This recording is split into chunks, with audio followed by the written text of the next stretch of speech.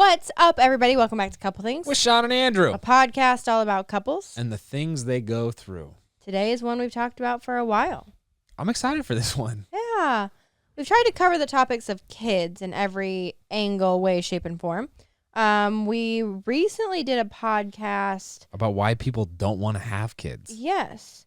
And now we're going to take it to a different angle. And this has actually been trending on TikTok, if you didn't know this. Really? And Instagram. But it's like how kids change your marriage. Because I don't feel like anybody prepares you for this. And for us, I think we kind of talked about how one kid changed our marriage, but we're going to talk about two specifically. Yeah, because that's how many we have. Exactly. I'm excited about this. I also want to approach it as we try to do with all things, which is from like an optimistic standpoint. Honest, but optimistic, right? There's kind of two sides to every coin. And I feel like we don't want to just sit up here and talk about, I feel like people talk about how kids make marriages harder, which is probably true, but let's try to be nuanced and accurate and precise with our language. Are you game for that? Yes.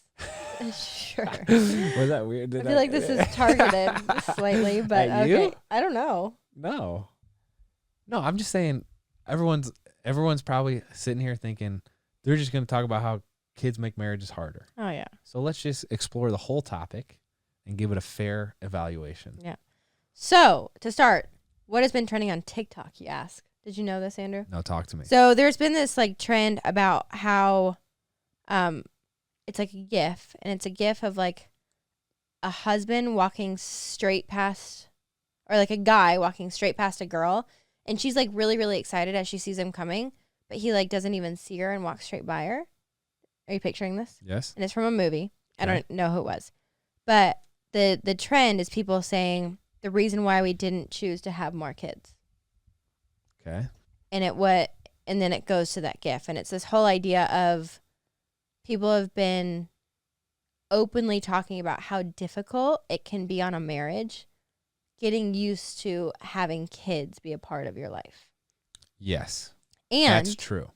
for some who have been trending on TikTok, they're like, we stopped at one kid, we stopped at two kids, we stopped at three kids, whatever the number was, because it ended up taking a toll and we didn't want to like do it again for us. Yes. But I guess I'm feeling zazzed up today because let me go on one right now. Just because it's difficult doesn't mean you shouldn't do it. Am I right?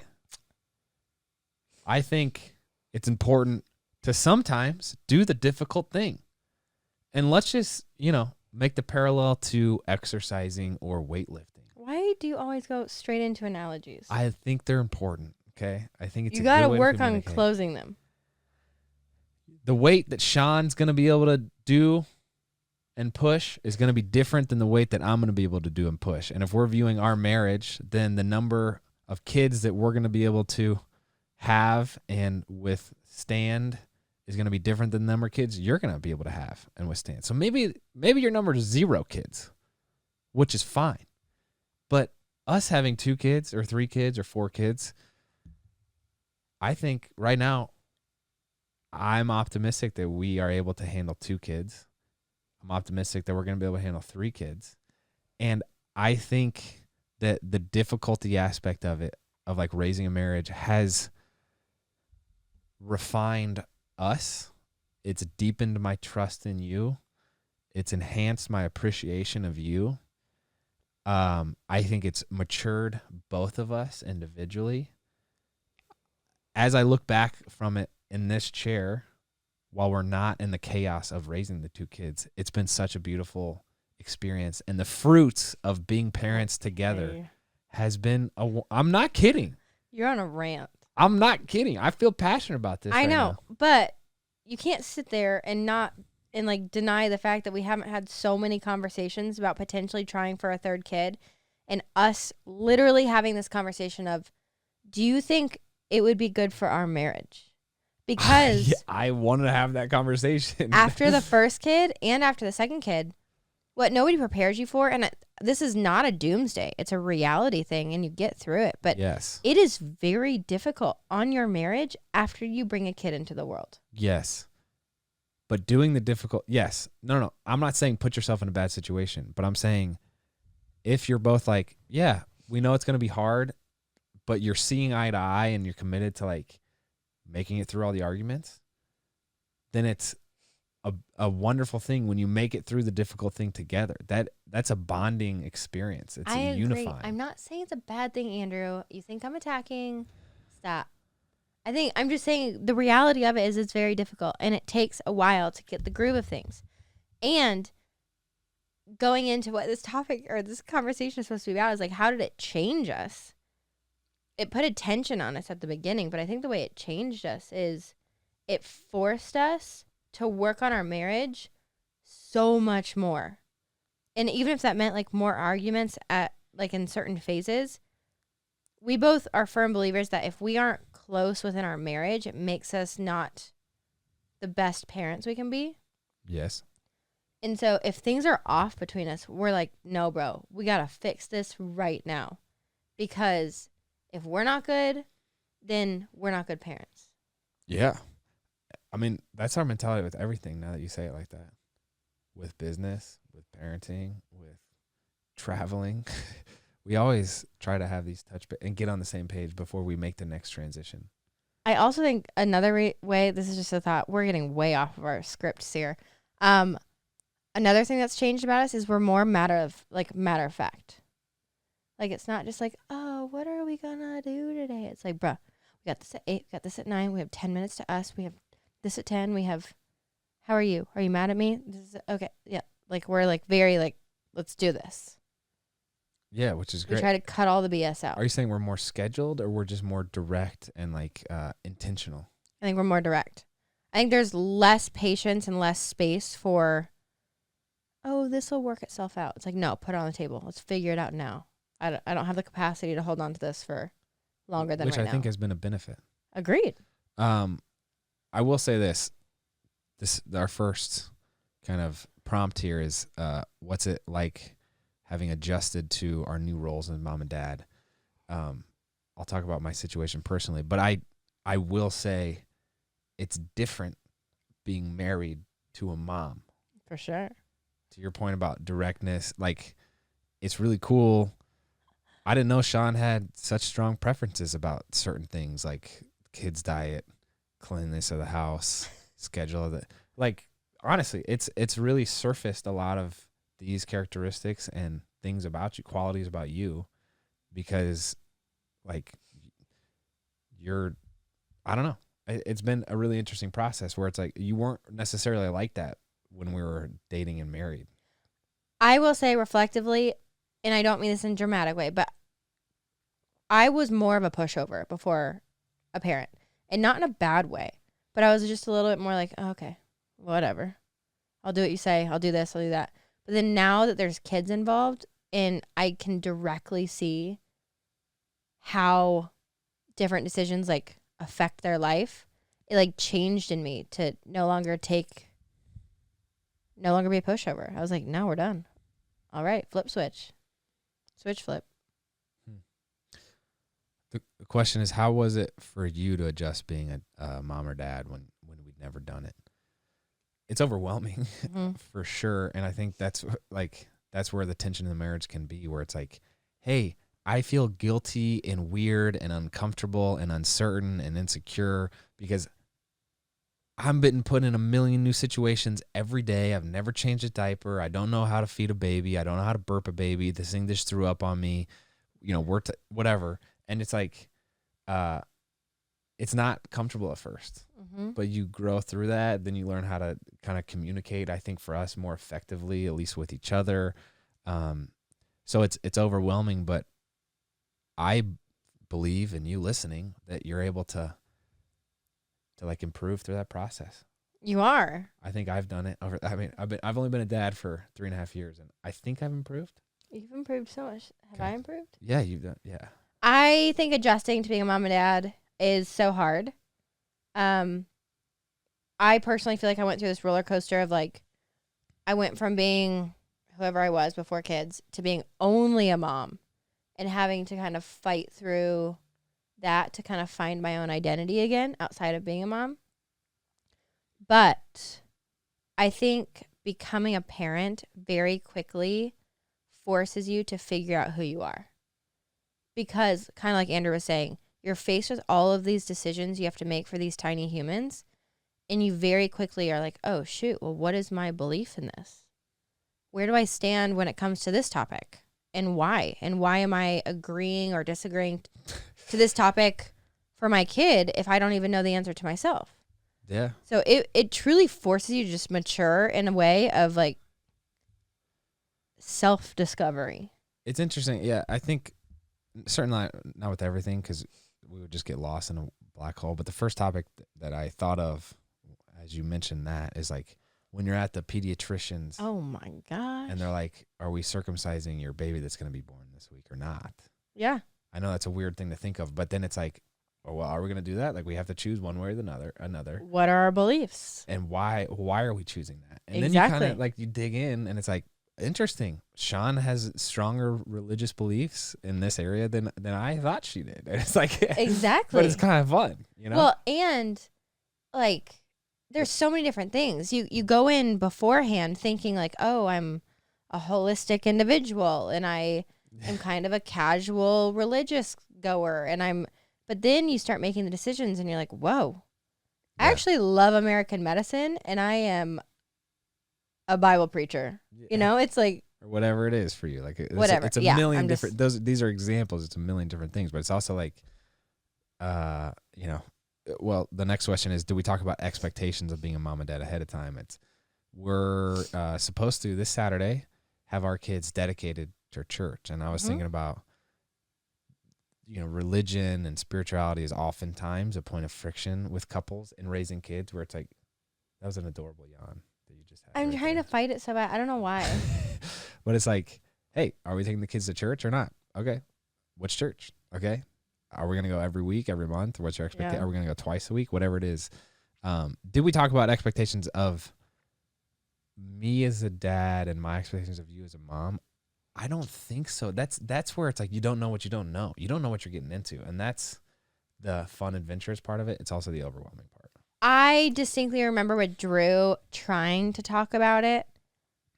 I don't know if you remember this, but I remember trying to have the conversation with you of like who's going to do diapers, who's going to whatever it was.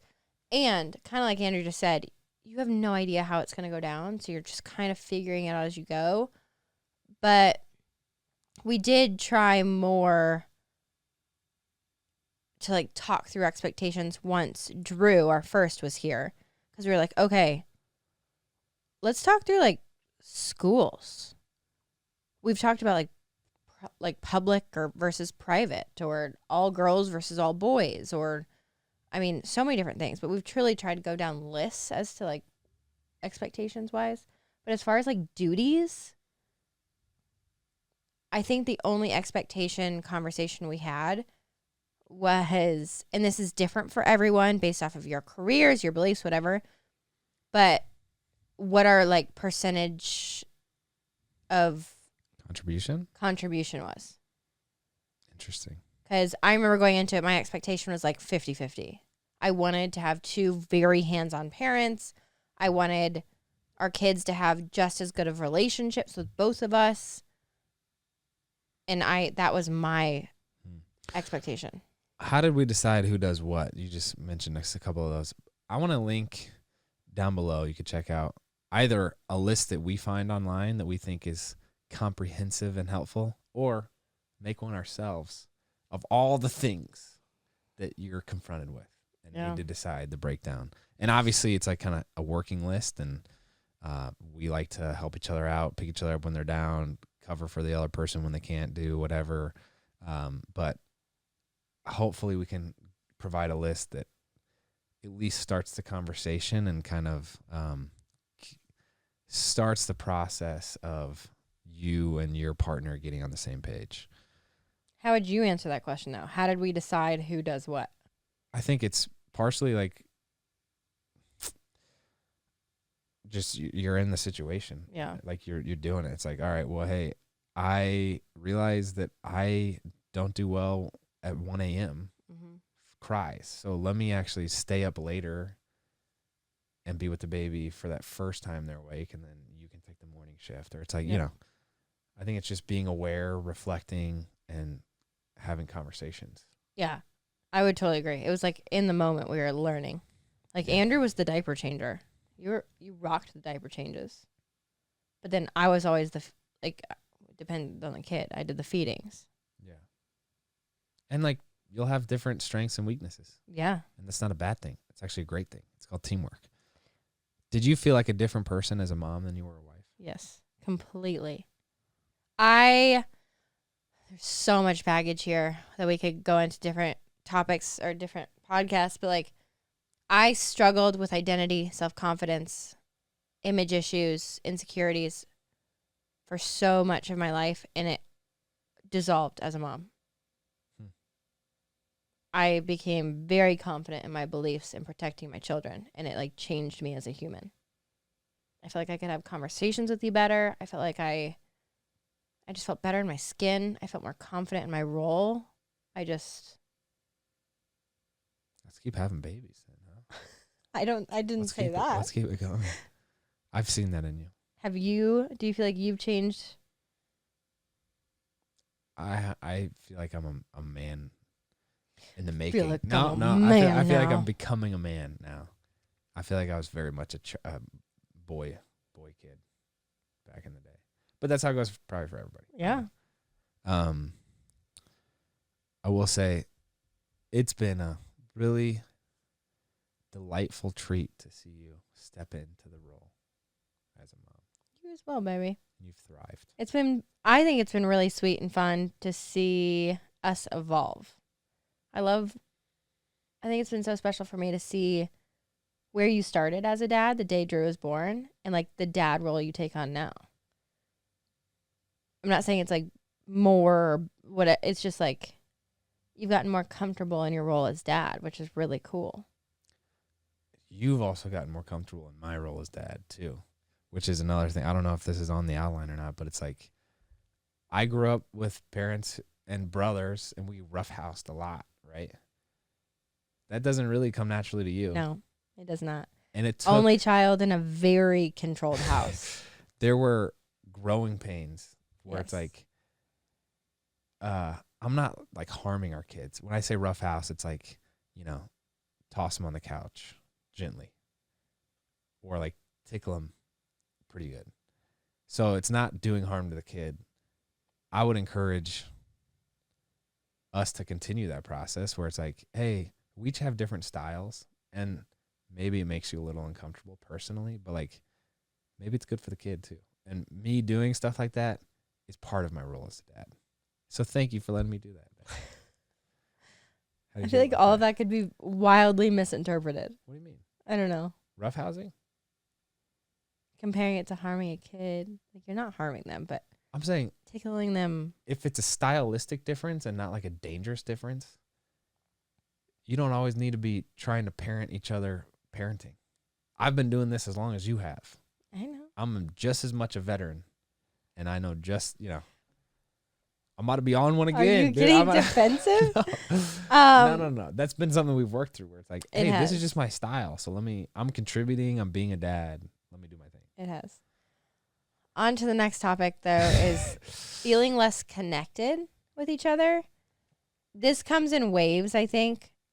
I will never forget. There was like a small mourning period with both babies. I remember being like driving to the hospital as we were going into labor with Drew. And I felt this wave of just fear and mourning and sadness for a little bit of, will I lose my husband through this? And I don't mean like divorce or like whatever, but just that relationship that you and I knew, we were best friends, inseparable best friends. I didn't know how that looked with another human being. I didn't know what it would look like to have a kid sharing us and have our love now split not just between us two, but between us three. And that really scared me. And I remember having Nash the dog. Okay. And I remember that really scaring me with Jet when we went to give birth to Jet, was mourning this idea of what our family looked like and how it was going to take away time from Drew and take even more time away from me and Andrew. So I think that like less connected is very normal. But I think you also learn that within the short periods of time that you do get together, it's more intentional.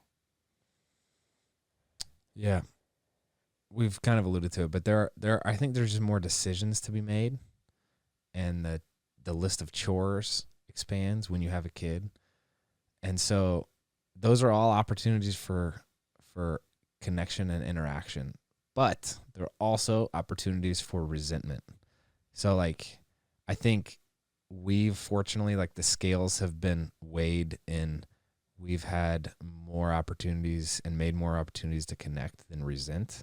But it's like, you're pretty open with me and like airing, hey, I think you're roughhousing the kids too much. Mm-hmm. You're not keeping that to yourself and resenting me over it. So it's like, but it's all those things that can make you feel more connected or less, right? It's like, yeah, it's just a really fine balance. 2 questions for you, because I feel like we've had conversations on these. Did you ever feel like you were ever like losing sight of the other person, or like drowning in your new role? I remember having a conversation about this. I never felt like I was in over my head. I think I felt like it was like, I want to help. And that was where I was like drowning, because like, I don't know how to help you, and I want to, and like I see your stress, and there's all this stuff, and I can't help you breastfeed, and you know, you need to be like, so it's a little tough to figure out how to work that out. I remember feeling like we had a conversation over this. It was one of those like breakdowns where I was crying, and I was like, I just feel like I felt like I lost myself as a wife, but felt good as mom. Does that make sense? Yeah. So there was this phase that we were going through. I don't remember if that was Drew or Jet, but you were doing such an amazing job at like helping and uplifting and comforting. And you kept saying over and over again, you know, you're such a good mom. You're doing such a good job. You're doing all this. And I remember sitting down one day and being like, I don't know how to say this without feeling like I'm insensitive or like ungrateful, because you've been the most wonderful partner and spouse. But I feel like you no longer see me as your wife and only see me as mom. And that makes for a hard dynamic between husband and wife. Yeah. And so the second question was, did we have to start dating again, quote unquote, you know, once everything kind of calmed down? And I really think we do. We did. Yeah. And it's like, you know, when you're so exhausted with raising the kids and trying to figure this all out, like, how do you have the energy to date or connect still?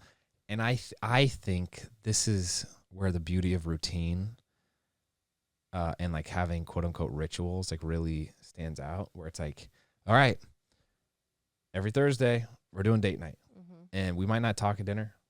We might have a fantastic discussion. We might be angry with each other, but like, we're going to show up and we're going to do that routine.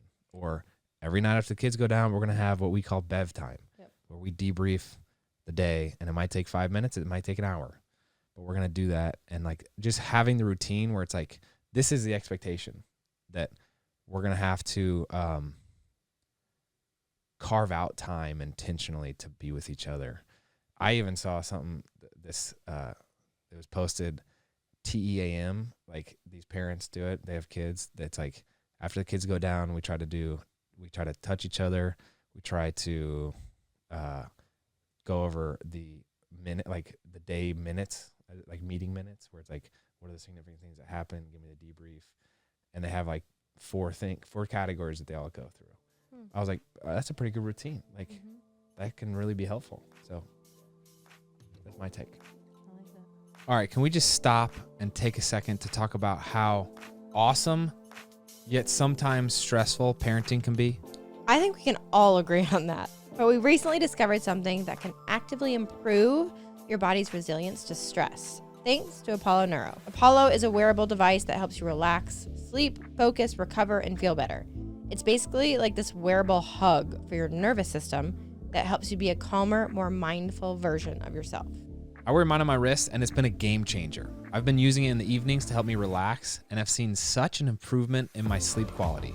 Apollo Neuro's scientifically validated technology helps clear your mind and get rid of stress so you can fall and stay asleep. And let's be honest, every minute of sleep counts these days since we're parents. You can wear it on your wrist like Andrew, ankle, or as a clip attached to your clothing, and it works by engaging with your sense of touch, delivering these silent, soothing vibrations that help you feel safe and in control.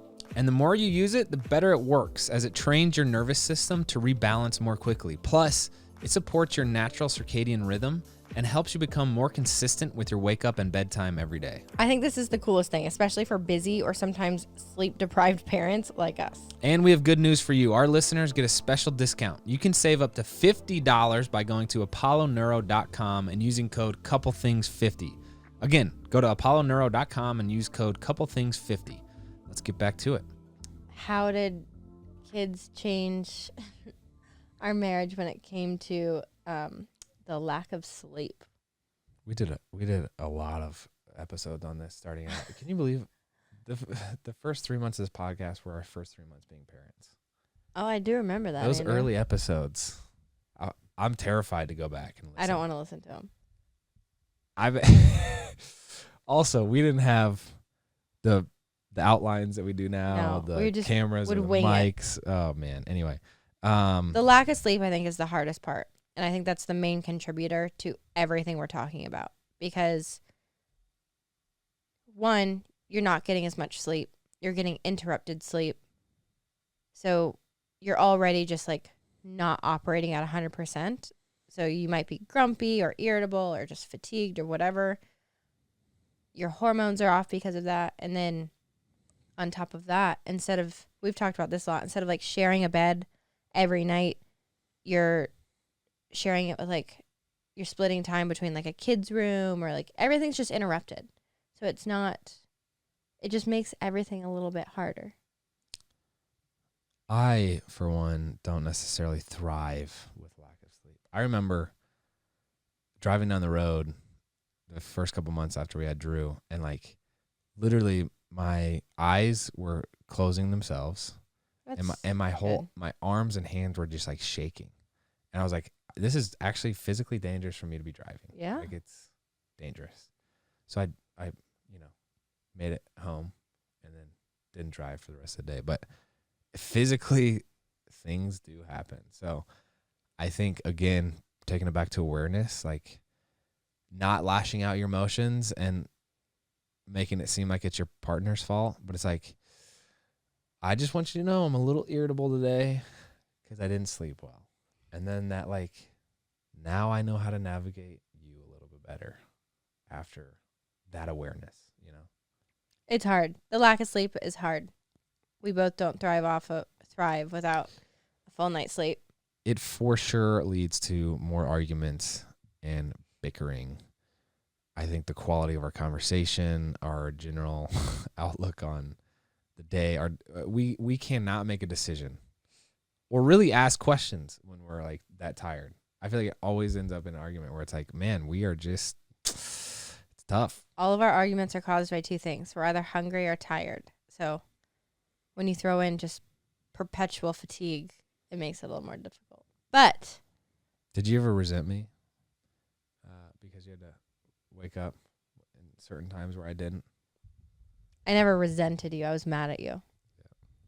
I think the hard part is, like, for me, is we're both doing this for the first time. We're both trying to figure it out. And when you bring home a newborn and they're a month old, you don't expect them to sleep. But when they're a year and a half and you're waking up in the middle of the night 4 times because your 1.5-year-old is screaming and your partner's sleeping, or you're alternating, it just gets frustrating because you feel defeated. You're like, I don't know how to figure this out. And it's almost like you just desperately, in your fatigued state, want someone to emotionally support you. But that's also not fair to the other person, because you should be taking shifts and trying to let someone sleep and trade off, you know? Mm-hmm. It's like a desperate moment where you're just like, help me, you know? Yeah. You want to talk about naked time? Sure. This is interesting. just thinking about it, like sex used to be like this taboo, like sexy thing, and it's like it still is, but it's way more about like actually loving you. To your point about being intentional, like more direct, where it's like it's not, it's so different, and I think it's way better. Yeah. You know what I'm saying? It's like not this it's not as mystical, but it's more important.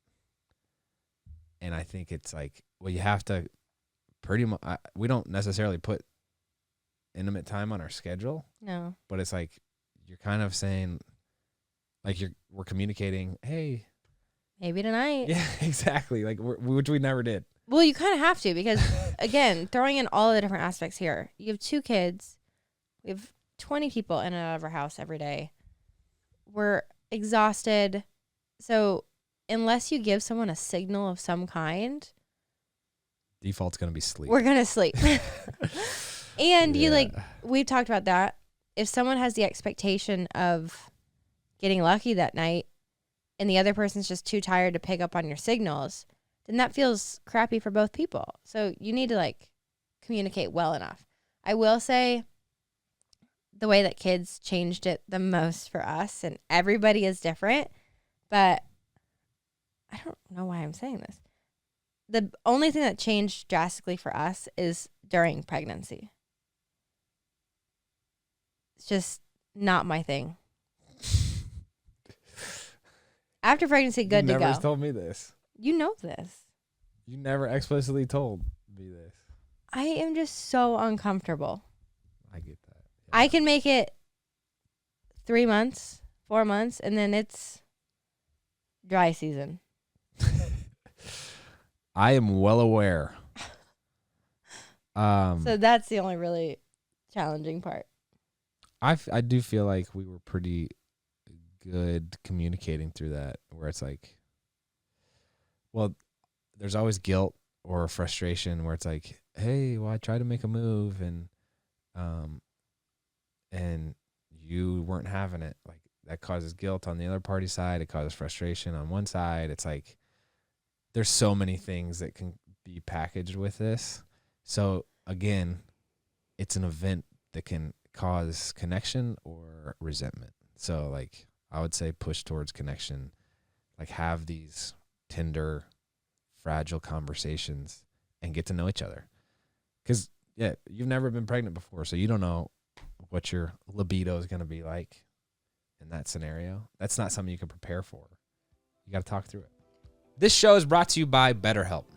BetterHelp has been a constant in our lives for several years now. We're strong believers in using therapy to help better ourselves, and BetterHelp is such a convenient option because they allow you to chat with a therapist online. We know how overwhelming life can be between balancing your relationships, your kids, and activities on a daily basis. Having an outlet to talk to, like a professional, is so helpful. We truly can't say enough. If you're thinking of giving therapy a try, we highly recommend BetterHelp. It's convenient, flexible, affordable, and entirely online. All you have to do is fill out a brief questionnaire to get matched with a licensed therapist, and you can even switch therapists anytime for no additional charge. If you want to live a more empowered life, therapy can get you there. Visit BetterHelp.com/EastFam today to get 10% off your first month. That's BetterHelp, HELP.com/EastFam. I'll link it down below, and let's get back to it. Anyways, let's summarize some of these. So, a strengthened marriage in the end. Did having kids ultimately bring us closer together as a couple? What would your answer be? Yes. I've grown to appreciate you more. We've, I think, like, become more of a team, a strong team, which has been really fun. We've understood my preference, your preference, what together our mission statement. It's like, dude, there's so many cool things that have happened because we had kids. It's like, well, what do we want our family life to look like? Well, now we have a mission statement, core values, it's great. Yes, closer. I would agree. I feel like we're a lot closer. I don't feel like life is as fancy free as it was before kids, where it was just like we were selfish, we were bouncing around, doing whatever we wanted. There's definitely more responsibility that comes with life now with kids, but I appreciate things so much more after becoming a parent. I appreciate Andrew. I appreciate the kids. Small moments, big moments. What did you just tell me this morning? Something about me as a dad? You remember? It was a really nice compliment. I feel like seeing you as a dad has made me appreciate you more. Maybe it was What I just said last verbatim night. Yeah. I had said, I don't think. How did I say it? I appreciate the compliment. Maybe I should try to remember it next time. I remember talking last night about this idea that in my personal case, if it weren't for our kids, I don't think I would be capable of appreciating you as much as I do. And I don't mean that in like a negative way. I mean it in the most positive way. Well, I'm glad we had kids then. And that's not to say that you need kids to have this appreciation. So it's not like a must, but it's helped us. But I think that's for me. I think before kids, I overanalyzed every decision I ever made in life. And with kids now, I've just learned to appreciate them all. I feel like my love for you has definitely grown through the hard times of parenting. I think about the concept that joy and pain go hand in hand, and like difficulty and triumph go hand in hand, and challenges and unification come hand in hand. It's like you can't really have one without the other. You got to make it through the hard times, which often come first before the triumph. But man, I also think the appreciation, it says like, are you thankful for going through the thick of it? Because it brought us closer together. I will never forget, things just switch the instant you become a parent. Walking into the hospital with Drew in labor, like Andrew and I, up until that specific moment, we're still just these like young kids. We still had this like afraid to fart in front of each other type, like little giddiness. And then all of a sudden you go into a hospital and you're stripping down naked and all things are happening to you. And all of a sudden you bring a kid into the world and it's like, wow, we just grew closer than we ever have in our entire life, but like in the most appreciative way. Mm-hmm. And I feel like going through the thick of it with every little thing with kids, whether it's them being sick or pediatricians or scares or milestones, whatever it is that causes arguments or tough times or good times, it just brings you closer. You're so much closer and bonded. It's wild. It's good stuff, man. I'm thankful. So let's see here. Do we have any advice for people who might be going through a hard time? One of the things that comes to mind is like, I think keeping the main thing. It's like, what's the priority? All right, well, marriage, maintaining that, and the benefit of our kids, like the well-being of our kids, it's important. So stylistic things, let it go. Or, I mean, you're going to need to make more room for forgiveness than you've ever made, or more room for grace. Like there's going to be disagreements. There's going to be things you say wrong because you didn't sleep at all. We've had plenty of those. And it's like, yeah, it's kind of a complicating thing. People say like, man, it was the best time of my life. I don't know if I'd want to go back. It's kind of like our athletic career. It's like the college football scene was awesome, but the 4 a.m. workouts, like I would never want to do that again. I'm so glad I went through it. You learn through it. You grow through it. Have that perspective. Mm-hmm. Shawn and I, when we get in arguments, like we remind each other, hey, we know how this argument ends, and that's with us still married. So with you, keep the main thing. Like, you know how this story ends, and that's with you having a really wonderful family life and like kids that love you, and you get to play ball with in the backyard. That's how the story's gonna be. So just get there. As I perpetually yawn through this podcast to show that our kids are not sleeping great at the moment. Correct. Kids are amazing, and if you decide to go down that route or not, I wouldn't change it for the world. It's made me a better wife. It's made me a better mom every day. I've had to continually ask for forgiveness and grace every single day. It's made me want to be a better person. Those little tiny humans really just challenge you. But I think they make it all better. The difference between 1 and 2 kids, I feel like, or maybe 2 and 3 kids, I guess we'll soon find out. I think all those things we just talked about get amplified and enhanced. I'm expecting. That was my experience from 1 to 2. But it's like you have to be more direct, less immature, more intentional. So let the journey continue. There's a lot of good ways to do life, and having kids is certainly one of them. So I think that's all we have. Yeah. Would love to hear how having kids has changed your marriage if you have kids. How many do you have? Let us know what you've learned. Share your advice with us. That's what we try to do, is have each one of these topics, episodes, videos we make, just be a conversation starter. So I hope that that's the case for you. There is a learning curve, but you can do it. We have faith in you. That's all we have. I'm Andrew. I'm Shawn. We're the East Fam.